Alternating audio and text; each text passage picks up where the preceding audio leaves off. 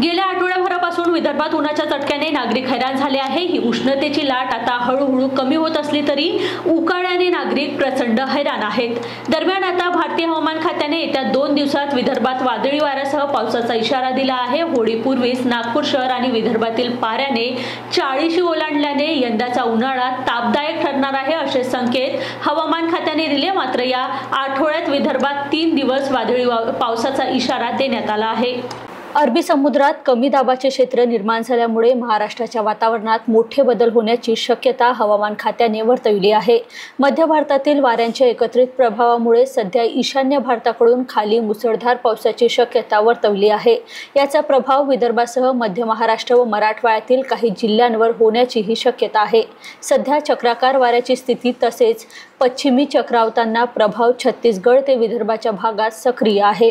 मध्य महाराष्ट्र आणि मराठवाड्यातील काही ठिकाणी येत्या 5 दिवसात हलका पाऊस होणार असून विदर्भातील काही जिल्ह्यांना येत्या 2 दिवसात म्हणजेच 20 ते 22 मार्च दरम्यान वादळी वाऱ्यासह हलक्या ते मध्यम स्वरूपाच्या पावसाची शक्यता वर्तवण्यात आली आहे।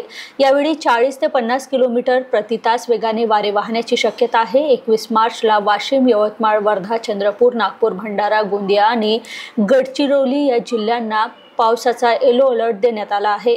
22 मार्चला वाशिम, नागपूर, भंडारा, चंद्रपूर, गोंदिया आणि गडचिरोली या जिल्ह्यांना पावसाचा येलो अलर्ट देण्यात आला।